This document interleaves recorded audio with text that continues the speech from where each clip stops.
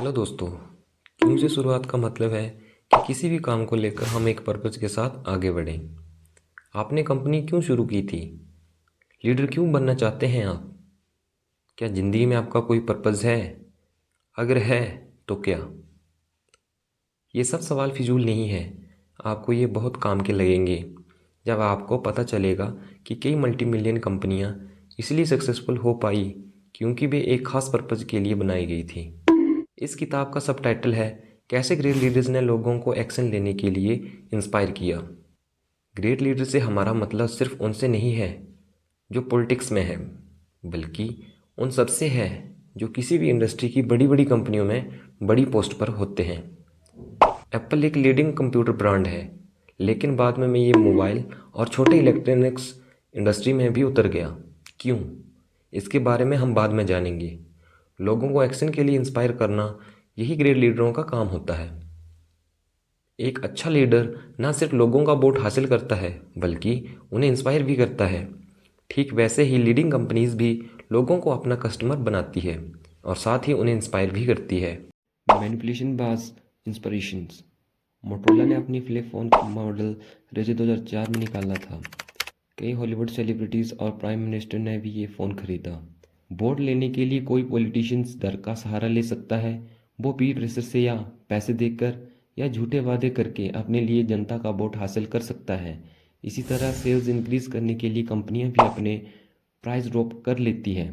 कुछ कंपनियां प्रोमोज और इंसेंटिव देती है या फिर नए प्रोडक्ट लॉन्च करती है, मगर ये सब एक अच्छी लीडरशिप का एग्जाम्पल नहीं माना जाएगा। मैनिपुलेशन किसी भी कंपनी या ऑर्गेनाइजेशन को कमज़ोर ही बनाता है। लोग उन्हें फॉलो तो करते हैं, मगर बस कुछ ही टाइम तक। मैनिपुलेशन के लिए काफ़ी पैसा भी खर्च करना पड़ता है, फिर भी ये उतना इफेक्टिव नहीं होता। रेजर फ़ोन कोई इनोवेशन नहीं था, तो इसलिए मोटरोला लोगों को इंस्पायर करने में नाकाम रही।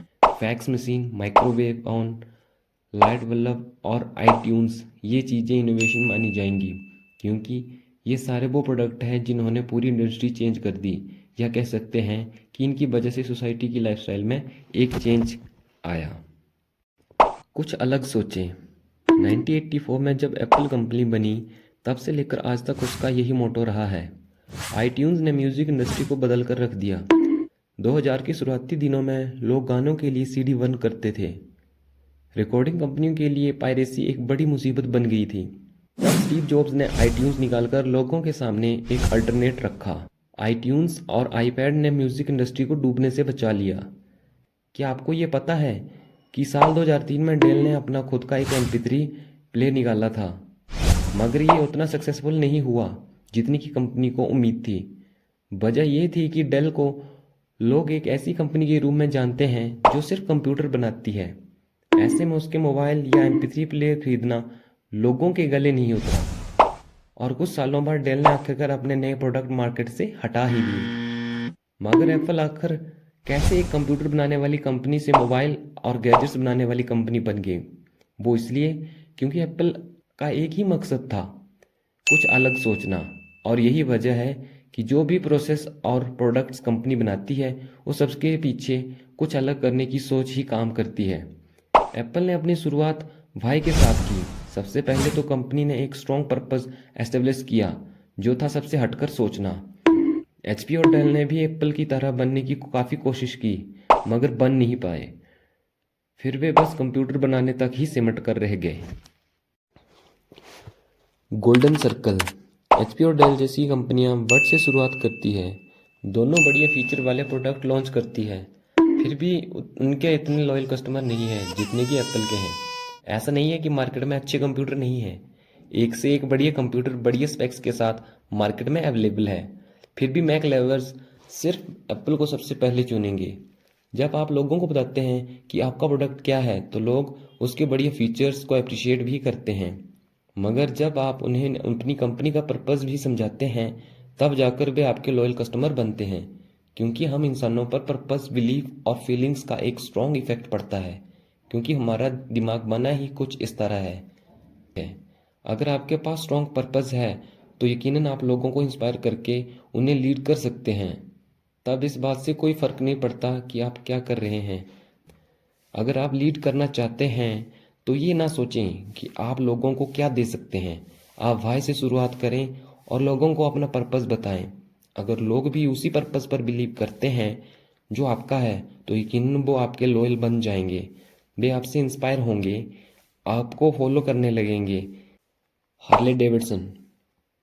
क्या आपने किसी आदमी को हार्ले डेविडसन के टैटू के साथ देखा है? क्यों कोई किसी कंपनी के लोगो का टैटू अपनी बॉडी में बनवाएगा? क्या लोग अपनी बॉडी में किसी और कंपनी का भी टैटू बनवाते हैं? लोग हार्ले डेविडसन का टैटू अपनी बॉडी में इसलिए बनवाते हैं क्योंकि हार्ले डेविडसन को अपना पर्पस लोगों को समझाना बड़े अच्छे से आता है। हार्ले डेविडसन का ये लोगो एक बिलीफ का सिंबल बन गया है और अमेरिका में तो ये टैटू काफ़ी कॉमन है। जो लोग हार्ले चलाते हैं उनके लिए हार्ले सिर्फ एक ब्रांड नहीं बल्कि लाइफस्टाइल है। और हार्ले ने ये मुकाम अपने कई सालों की मेहनत, कंसिस्टेंसी, डिसिप्लिन और क्लैरिटी से पाया है। जो कुछ भी हार्ले डेविडसन करता है और कहता है वो उसके बिलीफ के साथ चलता आ रहा है। उसमें कोई चेंज नहीं आया कभी। कंपनी ने अपने कुछ उसूल बनाए थे जिन्हें वो आज तक फॉलो करती आ रही है। कंपनी ने अपना एक क्लियर पर्पस रखा था जिसे उसने लोगों तक पहुंचाया। बिल गेट्स जैसे ग्रेट लीडर्स में एक करिश्मा होता है क्योंकि उनके पास एक स्ट्रॉन्ग पर्पस है। अपने बिलीफ को वे एक नाम, एक पहचान देते हैं और उसे दुनिया तक पहुंचाते हैं। ग्रेट लीडर्स एक विजन लेकर चलते हैं जो पर्सनल से कहीं बढ़कर होता है। उनके पास दुनिया के लिए कुछ प्लान है, कुछ कॉज होते हैं। उनकी अपनी ज़िंदगी उनके लिए ज़्यादा मायने नहीं रखती है। बिल गेट्स मानते थे कि किसी भी प्रॉब्लम को सॉल्व करने के दो तरीके हैं। वे ऑप्टिमिस्टिक थे। वे मानते थे कि अगर ऑब्स्टेकल हटा दी जाए तो कोई भी इंसान अपनी फुल पोटेंशियल का इस्तेमाल कर सकता है। वे उन्हें इस बात पर भी पूरा यकीन था कि अगर लोगों को यूज़फुल टूल्स दिए जाएं तो वे सक्सेसफुल बन सकते हैं। इसमें कोई शक नहीं। हर घर में, हर डेस्क में एक कंप्यूटर हो, यही बिल गेट्स का विज़न है और उन्होंने अपना ये विज़न माइक्रोसॉफ्ट बनाकर पूरा किया। बिल गेट्स ने पावर पॉइंट बनाया, एक्सेल और वर्ड बनाया ताकि लोग अपनी ज़िंदगी में और भी ज़्यादा एफिशिएंट और प्रोडक्टिव बन सकें। उन्होंने विंडोज़ बनाकर लोगों की मदद की जिससे वे कुछ एक्स्ट्राऑर्डिनरी कर सके। बिल गेट्स के पास एक विज़न था कि लोग टेक्नोलॉजी की मदद से अपनी लाइफ में इम्प्रूवमेंट ला सकें। माइक्रोसॉफ्ट छोड़ने के बाद भी बिल गेट्स अपने विज़न को लेकर चलते रहे। उन्होंने अपनी पत्नी के साथ मिलकर bill and Melinda Gates foundation बनाई। वे अब कोई सॉफ्टवेयर नहीं बनाते मगर उन्होंने लाखों करोड़ों लोगों को एक उनकी लाइफ इम्प्रूव करने की अपॉर्चुनिटी दी। क्या आपको वोल्क्सवैगन का मतलब पता है? जर्मन में इसका मतलब होता है लोगों की कार। 70 के टाइम में वोल्क्सवैगन हिप्पी कल्चर का सिंबल बन गई थी। कंपनी ने हमेशा ऐसी गाड़ियां बनाई जिसे एवरेज लोग अफोर्ड कर सकें। हालांकि 2004 में कंपनी ने एक नई लग्जरी कार फैंटॉन मार्केट में उतारी जिसकी कीमत थी $70,000। ये कार बहुत बढ़िया फीचर्स के साथ अवेलेबल थी। इसके कॉम्पिटिटर BMW 7 सीरीज और एस क्लास मर्सिडीज बेंज थी मगर फैंटॉन सक्सेसफुल नहीं हुई। कार की बस गिनी चुनी यूनिट ही बिकी क्योंकि लोगों का कार ज़्यादा पसंद नहीं आई। वजह यह थी कि ये लग्जरी लोगों की समझ से परे थी क्योंकि वोल्क्सवैगन ने हमेशा आम आदमी के लिए अफोर्डेबल गाड़ियां ही बनाई थी। वॉलमार्ट के फाउंडर सैम वॉल्टन बहुत डिप्रेशन में पलकर बड़े हुए, इसलिए उन्हें हार्ड वर्क की वैल्यू पता थी।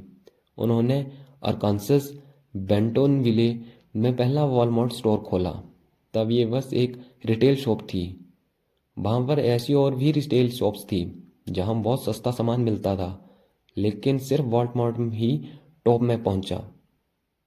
और वॉलमार्ट कुल 44 बिलियन की एनुअल सेल्स करता था। लेकिन इसका सीक्रेट सैम वॉल्टन का हार्ड वर्क और स्टोर के चीप प्राइस नहीं है। इसका सीक्रेट है वॉल्टन का पर्पस। उनके स्टोर शुरू करने के पीछे एक बहुत गहरा कॉज छुपा था। एक ऐसा स्ट्रॉन्ग बिलीफ जिसने उन्हें हमेशा मोटिवेट किया, और वो बिलीफ था सैम का लोगों पर यकीन। वे लोगों का ध्यान रखने में बिलीव करते थे। सैम वॉल्टन को लगता था कि अगर वो लोगों का ध्यान रखेंगे तो बदले में लोग भी उनका ध्यान रखेंगे। जितना वॉलमार्ट अपने एम्प्लॉयज़, अपने कस्टमर और अपनी कम्युनिटी को देते थे, बदले में उससे कहीं ज़्यादा वॉलमार्ट को मिलता था। सैम वॉल्टन वीकेंड्स पर भी काम करते थे। वे अपने पिकअप ट्रक खुद ही चलाते थे। वे अपने हर एम्प्लॉयज़ का बर्थडे याद रखते थे और इतना ही नहीं, वे बहुत हम्बल भी थे। उन्होंने अपनी सारी ज़िंदगी लोगों की सेवा के लिए डेडिकेट कर दी थी। सैम वॉल्टन का पर्पज़ यही था कि वे लोगों को सर्व करना चाहते थे। ये पर्पज़ उनकी अपनी ज़िंदगी से बड़ा था और यही वजह है जो वॉलमार्ट शॉपिंग की दुनिया में इतना सक्सेसफुल रहा। वॉलमार्ट सैम वॉल्टन की इसी पर्पज़ को पूरा करने के लिए बना था। अप्रैल 5, 1992 में वॉन मैरो कैंसर की वजह से सैम वॉल्टन इस दुनिया से चल बसे। उनके मरने के बाद उनके बड़े बेटे एस रोबसेन वॉल्टन वॉलमार्ट के चेयरमैन बने। रोबसेन ने कहा कि कंपनी की पॉलिसी, कंट्रोल और डायरेक्शन सब कुछ पहले की तरह ही चलता रहेगा, मगर ऐसा नहीं हुआ। सैम वॉल्टन की मौत के बाद वॉलमार्ट में काफ़ी चेंजेस आए। सैम वॉल्टन के जाने के बाद कोई भी सीईओ उनके पर्पस को बरकरार नहीं रख पाया। लोगों को सर्व करने का सैम का बिलीफ और किसी के पास नहीं था। Conclusion, Steve jobs, Bill Gates और सैम वॉल्टन जैसे ग्रेट लीडर्स ने अपने वाई को एक पहचान दी। जब जॉब्स ने एप्पल छोड़ा, गेट्स ने माइक्रोसॉफ्ट और वॉल्टन ने वॉलमार्ट, तो इन सब कंपनियों के काम काज में गड़बड़ होने लगी, क्योंकि अपने ग्रेट लीडर के बिना कंपनी अपना पर्पस भूल गई थी। लेसन यही है कि किसी भी ऑर्गेनाइजेशन में उसके पर्पस बहुत डीपली रूटेड होते हैं। भले ही कंपनी का फाउंडर रहे या न रहे, मगर उसका पर्पस हमेशा चलता रहे, तभी वो कंपनी सक्सेस के रास्ते में आगे बढ़ती रहेगी। अब आप समझ गए होंगे कि वाई से शुरुआत करना क्यों जरूरी है। अपने पर्पस के बारे में सोचें, वो क्या हो सकता है, ऐसा क्या है जिस पर आप बिलीव करते हैं। और जब आपको इन सवालों के जवाब मिल जाएं, तो अपने हाउ, प्रोसेस और व्हाट प्रोडक्ट के बारे में सोचना शुरू कर दें कि कैसे आप उसे अचीव कर सकते हैं। अपने विजन को भी कभी आंखों से ओझल ना होने दें। जो आप सोचते हैं, करते हैं और कहते हैं, उस पर ध्यान दें। बस इस बात का ख्याल रहे कि ये सब आपके पर्पस के साथ मैच करे। एक बात और याद रखें कि आपका पर्पस जितना बड़ा होगा, उतनी ही ज़्यादा सक्सेस आपको मिलेगी।